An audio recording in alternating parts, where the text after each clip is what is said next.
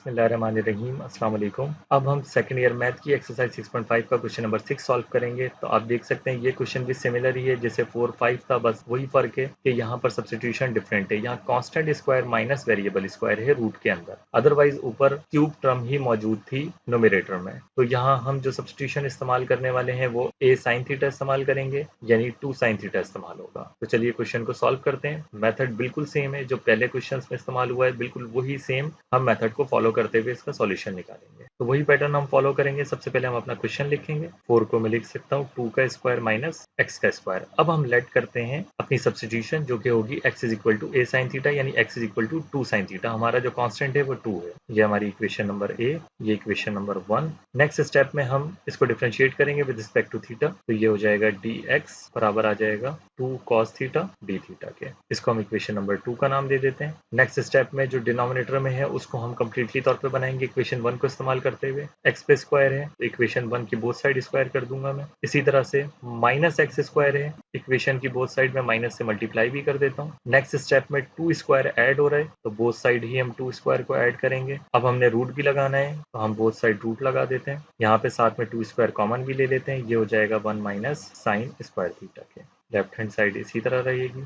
ये आ जाएगा 2 square 1 minus sign square theta. Identity बराबर होती है कॉस स्क्वायर थीटा के। ये आइडेंटिटी आपको याद रखनी है कहाँ से आई है, sine square theta plus cos square theta equal to 1, उससे हमने निकाली है। तो ये हम कई दफा पहले भी सॉल्व कर चुके हैं, तो ये बहुत कॉमन आइडेंटिटी है, आपको याद होना चाहिए। स्क्वायर से रूट 2 पे भी कट जाएगा और कॉस पे भी कट जाएगा। इसको हम इक्वेशन नंबर 3 का नाम दे देते हैं। देन नेक्स्ट हमने लिमिट को सॉल्व करना है। Then x is equal to 0। तो इक्वेशन 1 को इस्तेमाल करते हुए x बराबर है 2 tan थीटा के, तो x की जगह ही मैंने 0 लिखना है। तो मैं यहाँ 2 sin थीटा पहले लिख रहा हूँ और x 0 है तो 0 आ गया। जब 2 डिवाइड होगा 0 से तो 0 हो जाएगा। इसी तरह साइन को भी मैं इक्वल की दूसरी साइड भेज रहा हूँ। इस तरह समझ लें ये साइन इनवर्स को दोनों तरफ में ऑपरेट करा रहा हूँ, तब भी ये हो जाएगा theta is equal to arc sine 0, और आर्क साइन 0 बराबर होता है 0 के। पहली लिमिट आ जाएगी थीटा बराबर आ जाएगा 0 के when x is equal to 0। Next जो फाइनल लिमिट है हमारी when x is equal to 1, तो इक्वेशन 1 को इस्तेमाल करते हुए 2 sin थीटा बराबर आ जाएगा 1 के। साइन थीटा बराबर आ जाएगा 1 डिवाइडेड बाई 2 के।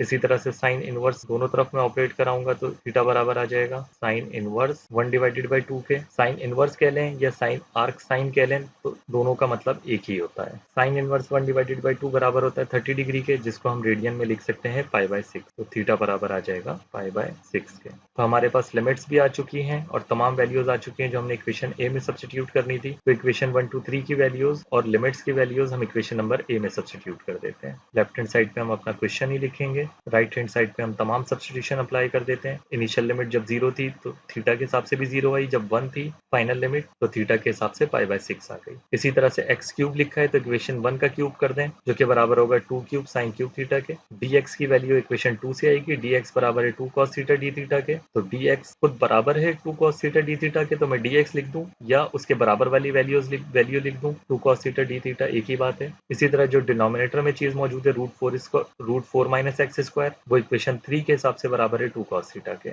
अब जो चीजें कट रही हैं उनको हम काट देते हैं। 2 cos थीटा से 2 cos थीटा कैंसिल आउट हो जाएगा। इस 2 क्यूब को मैं बाहर लिख सकता हूँ क्योंकि कांस्टेंट पे इंटीग्रल अप्लाई नहीं होता। ये 8 के बराबर होगा 0 टू पाई बाय 6 और ये आ जाएगा sine cube theta D theta. इस स्टेप में हमें सोचना होता है कि क्या हम साइन क्यूब थीटा का इंटीग्रल कर सकते हैं या नहीं कर सकते। तो हम नहीं कर सकते क्योंकि साइन क्यूब का इंटीग्रल करने के लिए मुझे बाहर इसका डिफरेंशिएशन चाहिए जो कि कॉस थीटा होता है, वो नहीं है।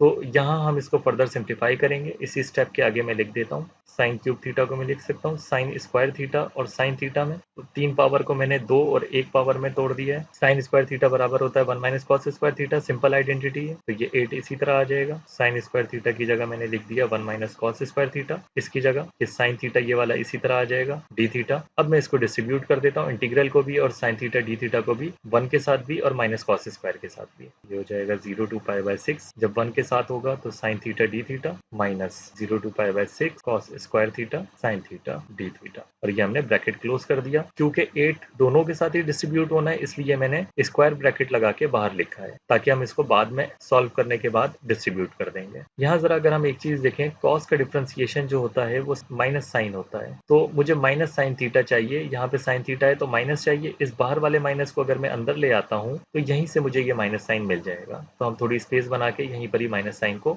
मैं ऐड कर देता हूँ। तो ये जो बाहर वाला माइनस साइन है ये प्लस हो जाएगा, इस माइनस को मैं यहाँ लिख रहा हूँ और ये ब्रैकेट लगा देते हैं। अब ये कॉस का डिफरेंशिएशन बाहर माइनस साइन हो गया, तो इस टर्म का तो डायरेक्टली इंटीग्रल हो जाएगा, कॉस पावर 1 ऐड होगी और उसी पावर से डिवाइड हो जाएगा, और इस साइन का भी इंटीग्रल डायरेक्ट हो जाएगा, साइन का जो इंटीग्रल होगा वो माइनस कॉस होगा। तो आप ये देख सकते हैं कि छोटी सी सब्स्टिट्यूशन के बाद ये इंटीग्रेशन के काबिल हो गया है। ये हो जाएगा 8, साइन का जो इंटीग्रल होगा माइनस कॉस थीटा होगा, यहाँ लिमिट में इसी तरह लिख देता हूँ। ये हो जाएगा प्लस कॉस स्क्वायर का जो यहाँ पे इंटीग्रल बनेगा, क्योंकि बाहर डिफरेंशिएशन मौजूद है, cos cube theta divided by 3 0 to pi by 6। अब हम लिमिट्स अप्लाई कर देते हैं। ये माइनस साइन मैं बाहर लिख रहा हूँ, इसको हम एंड में अप्लाई कर देंगे। तो पहले आ जाएगा cos pi by 6 final limit minus cos 0 initial limit. Limit का तरीकेकार फिर से देख लें कि क्या होता है।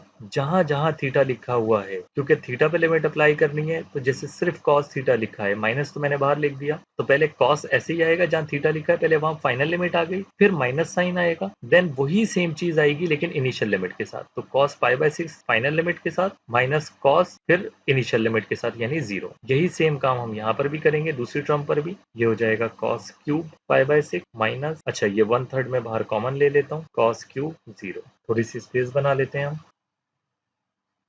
अब हम इसको सिंपल अलजबरा लगा के सिंप्लीफाई कर लेते हैं। 8 इसी तरह रहेगा, इस माइनस साइन को भी मैं ऐसे ही लिख रहा हूँ। cos पाई बाई 6 बराबर होता है √3 डिवाइडेड बाई 2 के, ये माइनस ऐसे ही आया, cos 0 पे 1 होता है प्लस 1/3। इसी तरह से यहाँ भी √3 डिवाइडेड बाई 2 होगा। cos पाई बाई 6 उस पर क्यूब है तो इस पर भी क्यूब आ जाएगा, तो यहाँ मैं एक एक्स्ट्रा ब्रैकेट लगा देता हूँ। माइनस cos 0 पे 1 होता है तो 1 का क्यूब आ जाएगा। इसको फर्दर सिंप्लीफाई कर लेते हैं। ये माइनस साइन ऐसी रहेगा, ये हो जाएगा 2 1 2। इसको मैं फिलहाल ऐसे ही लिख देता हूँ। ये माइनस का √3 डिवाइडेड बाई 2 और ये माइनस माइनस प्लस का 1 हो जाएगा। इसी तरह से प्लस ये पावर 3 इस √3 पर मौजूद है, तो इसका मतलब कि इसमें से 2 पावर बाहर आ जाएंगी, तो स्क्वायर से रूट कैंसिल होकर ये 3 √3 रह जाएगा, और नीचे 2 पर भी क्यूब आएगा तो 2 का क्यूब 8 होता है, और ये माइनस 1 का क्यूब 1 हो जाएगा। फर्दर इसको सिंप्लीफाई कर लेते हैं हम। यहाँ पे ये 1/3 इसी तरह से मल्टीप्लाई होगा, ये 8 इसी तरह आएगा, माइनस √3 डिवाइडेड बाई 2 प्लस 1। इस 3 को मैं डिस्ट्रीब्यूट करता हूँ, तो यहाँ 3 1 3 3 1 3 पहली टर्म से कट जाएगा, तो ये रह जाएगा √3 डिवाइडेड बाई 8, और माइनस 1 के साथ जब मल्टीप्लाई होगा 1/3 तो 1/3 आ जाएगा। ये 8 इसी तरह रहेगा। इन दोनों को अगर मैं पहली टर्म और तीसरी टर्म को अगर मैं एलसीएम लूँ एक साथ, तो ये हो जाएगा माइनस का 4√3 डिवाइडेड बाई 8, और ये आ जाएगा प्लस रूट। अब मैं अगर दूसरी और चौथी टर्म को एक साथ एलसीएम लूँ, तो ये आ जाएगा 3 1 3 माइनस 1 डिवाइडेड बाई 3। इसको हम फर्दर सिंप्लीफाई करते हैं। ये आ जाएगा माइनस का 3√3 डिवाइडेड बाई 8, ये आ जाएगा माइनस का 2 डिवाइडेड बाई 3। यहीं इसके आगे मैं सिंप्लीफाई कर लेता हूँ इसको 8। अब इन दोनों का एक साथ एलसीएम ले लेते हैं, इस टर्म का पहली का और दूसरी टर्म का, तो ये हो जाएगा 3 3 9 माइनस का 9√3। अच्छा यहाँ पर देखें ये प्लस का 1 था, तो ये यहाँ पे प्लस साइन आएगा, यहाँ भी प्लस साइन आएगा। अब इस हिसाब से इसको हम सॉल्व कर लेते हैं। प्लस ये हो जाएगा 8 2 16 डिवाइडेड बाई 8 3 24, तो ये कट जाएगा 8 1 8 8 3 24। हमारा जो आंसर आ जाएगा 16 माइनस 9√3 डिवाइडेड बाय 3। तो ये हमारे इस क्वेश्चन का आंसर हो जाता है। तो आपने देखा कि यहाँ पर इस स्टेप के अंदर हमें सोचना पड़ता है कि किस तरह से हमने इसको फर्दर इंटीग्रल के काबिल बनाना है। देन उसके बाद हम इंटीग्रेशन करने के बाद लिमिट अप्लाई करते हैं, और उसके बाद ये जितने भी स्टेप्स हैं यहाँ पर हमने सिंपल अलजबरा लगाकर उसका आंसर निकाल दिया है, जितना भी ये सिंप्लीफाई हो सकता है। होप कि आपको सोल्यूशन समझ आया होगा। नेक्स्ट वीडियो में आपसे मुलाकात होती है, तब तक के लिए अल्लाह हाफिज।